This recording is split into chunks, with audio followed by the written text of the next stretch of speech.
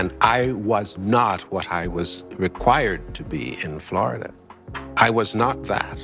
I couldn't be that. In the transformative landscape of American cinema, Sidney Poitier stands as an unparalleled pioneer whose dignified presence and unwavering principles shattered racial barriers that had defined Hollywood for decades.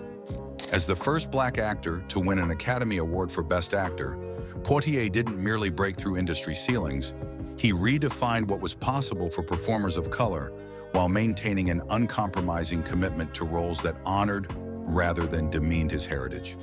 I was taught that I had basic rights as a human being. I was taught that I was someone. From his powerful performance in The Defiant Ones to his commanding presence in Guess Who's Coming to Dinner, Poitier carried himself with a regal dignity that demanded respect from audiences and colleagues alike. Yet this groundbreaking journey through Hollywood's predominantly white establishment was fraught with professional tensions that extended far beyond typical industry politics. Poitier's refusal to compromise his values, combined with his insistence on authentic representation and social progress, occasionally put him at odds with fellow actors whose approaches he found either disingenuous or actively harmful to the cause he championed. The conflicts we explore today reveal how Poitier's principled stance on civil rights, personal integrity, and artistic responsibility sometimes clashed with colleagues who represented the very systems and attitudes he was determined to change, creating behind-the-scenes tensions that illuminated the complex dynamics of an industry in the midst of social revolution. 6. James Stewart. James Stewart's embodiment of traditional American values and resistance to Hollywood's changing social landscape created a subtle but persistent tension with Sidney Poitier's progressive vision for cinema's role in advancing civil rights. The beloved everyman actor, despite his genuine decency and professional courtesy, represented a generation of performers who preferred entertainment to remain separate from social activism, a philosophy that directly conflicted with Poitier's belief that art must serve justice. The ideological friction emerged during the 1960s when both actors were navigating Hollywood's response to the civil rights movement through vastly different approaches to their craft and public personas. According to sources within The Hollywood Reporter, Stewart allegedly expressed discomfort with what he perceived as the increasing politicization of entertainment, feeling that films should provide escape rather than confrontation. Director Otto Preminger recalled, "Jimmy believed movies should unite people through shared emotions, while Sidney understood that sometimes you had to make people uncomfortable to create real change." Producer Stanley Kramer observed, "Jimmy represented the old guard who wanted to preserve what they saw as cinema's innocent purpose, while Sidney knew that innocence was often just another word for ignorance." The professional tension crystallized when Stewart made comments about keeping politics out of entertainment, statements that Poitier interpreted as resistance to necessary social progress. He later reflected, "Some people mistake comfort for virtue. When your idea of unity means asking others to stay silent about injustice, you're not really interested in bringing people together." 5. Charlton Heston. Charlton Heston's commanding screen presence and theatrical approach to dramatic authority created an ongoing professional conflict with Sidney Poitier's understated power and authentic emotional depth during their parallel careers in prestigious dramatic productions. The larger-than-life actor, despite his technical skill and epic screen persona, embodied everything Poitier found problematic about performers who confuse volume with gravitas and spectacle with genuine strength. The creative discord first surfaced during the 1960s when both actors were competing for similar roles requiring moral authority and dramatic weight in socially conscious films. According to sources within Variety, Poitier allegedly grew frustrated with Heston's tendency to dominate scenes through sheer physical presence rather than emotional truth, feeling that such methods showed disrespect for the subtle complexities that great drama required. The philosophical disagreement intensified when Heston's grandiose delivery style and theatrical gestures contrasted sharply with Poitier's belief in naturalistic performance and quiet dignity.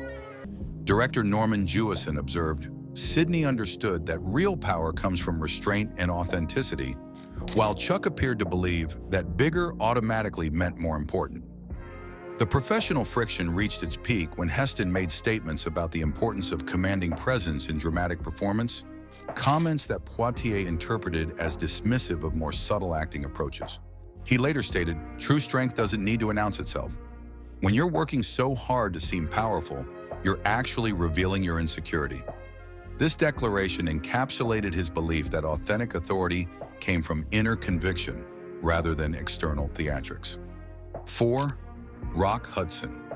Rock Hudson's carefully constructed studio system image and closeted personal life created a profound philosophical conflict with Sidney Poitier's commitment to authentic representation and honest public discourse during Hollywood's golden age.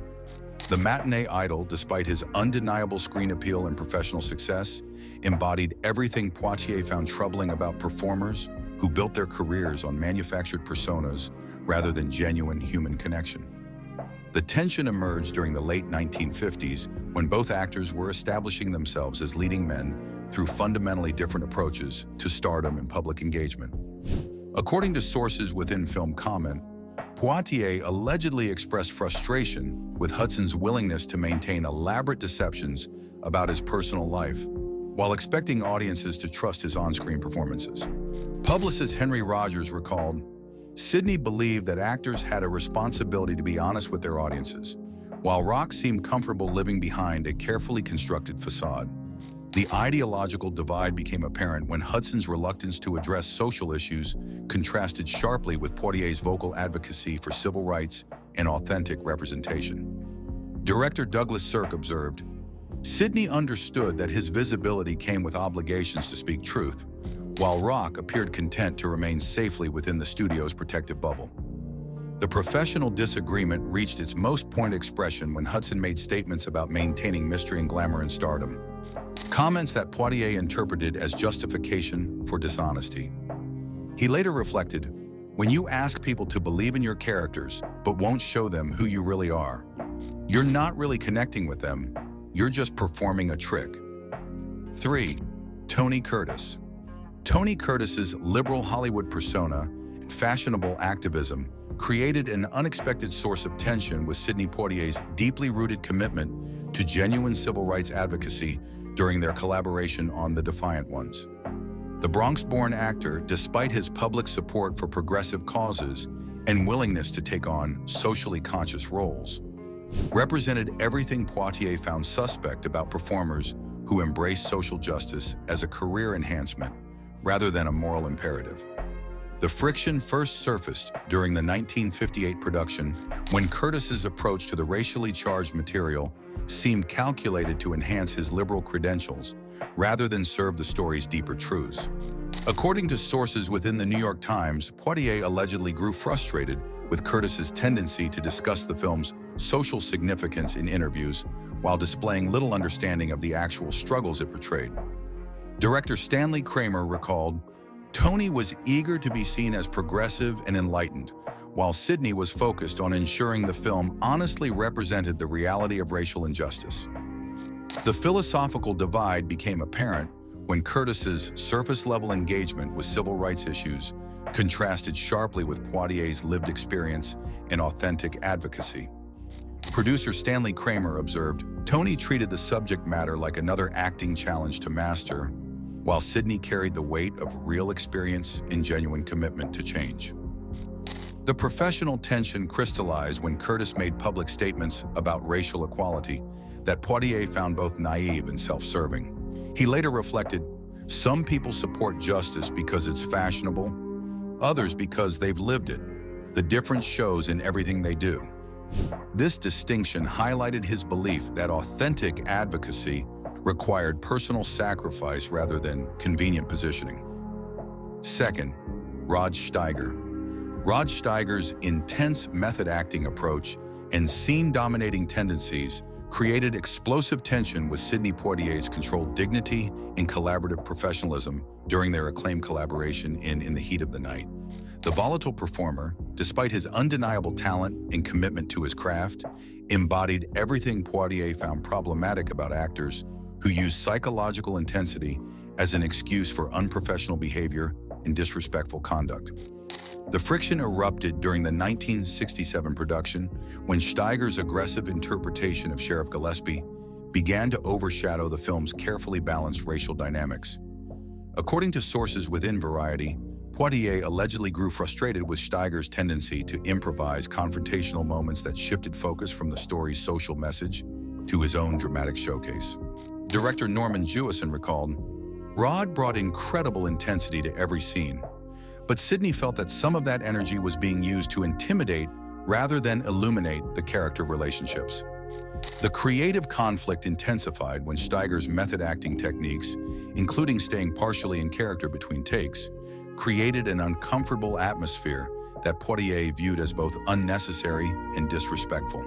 Cinematographer Haskell Wexler observed, "Rod seemed to think that maintaining hostility off-camera would enhance their on-screen dynamic, while Sidney believed professionalism required separating the work from personal interaction." The professional disagreement reached its climax when Steiger made statements about the necessity of total immersion for authentic performance, comments that Poitier interpreted as justification for boundary-crossing behavior. He later stated, "Great acting comes from discipline and respect, not from making everyone around you uncomfortable. When your process becomes more important than the people you're working with, you've lost sight of what collaboration means." 1. John Wayne. John Wayne's conservative political ideology and resistance to Hollywood's changing social consciousness created an inevitable philosophical collision with Sidney Poitier's progressive activism and commitment to civil rights advancement during the turbulent 1960s. The Duke, despite his legendary status and cultural influence, represented everything Poitier found morally objectionable about performers who used their platform to defend rather than challenge America's racial inequalities. The ideological warfare began during the Civil Rights era, when both actors found themselves on opposite sides of the industry's response to social justice movements.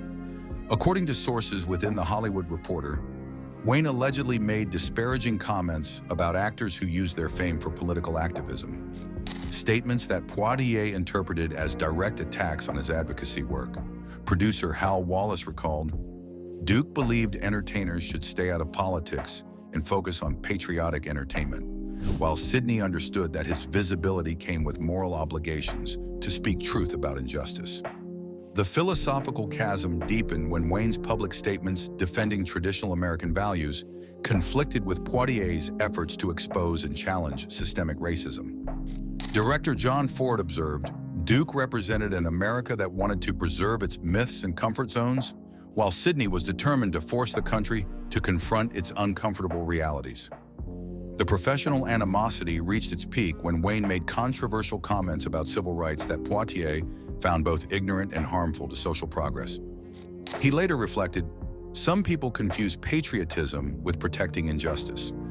Real love of country means fighting to make it better for everyone, not just defending the parts that benefit you." This declaration encapsulated his belief that authentic American values required courage to change rather than comfort with the status quo.